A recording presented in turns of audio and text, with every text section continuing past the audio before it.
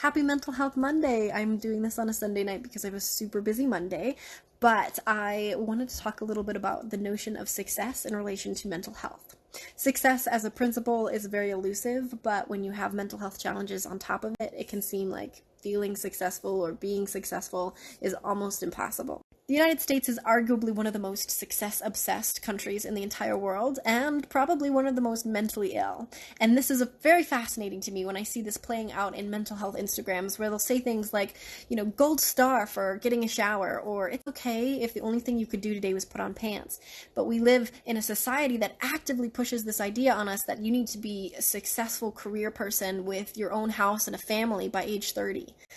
It's no wonder we're so conflicted, because these are totally incompatible messages. In order to reconcile these very incompatible concepts, I think it's super important to take ownership of your own sense of accomplishment and stop letting mainstream society or even your peers' timelines define it for you. It's frustrating watching friends and family reach these big benchmarks like start a family or open a business and feel like you're somehow behind the curve.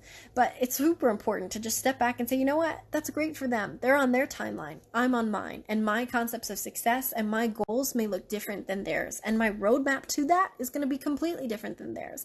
Take a step back and really evaluate, what do you want to do with yourself? Who do you want to be? What does success look like for you? For some of us, that may just mean starting a morning routine. For others, it may be sitting down and writing a business plan. It looks different for everybody, so don't worry about what it looks like with other people. It is also worth noting that when you first take steps towards a goal, it feels like your whole world is falling apart, and you can become very overwhelmed by this sense of incompetence or insufficiency and uncertainty because you're trying something new that you've never done before. Anything worth doing is going to give you this feeling, and if you've got anxiety and mental health issues, it can be very scary to face those feelings the first time. But once you recognize that this is just a part of the process, you can get through that, and you can realize that success is not a matter of checked boxes, but fought battles. And you can celebrate the successes of failing and learning something new so that you can try again and try smarter. Mental health sometimes makes it feel impossible to be successful because the discomfort and disorientation of working towards a goal feels inherently dangerous to us.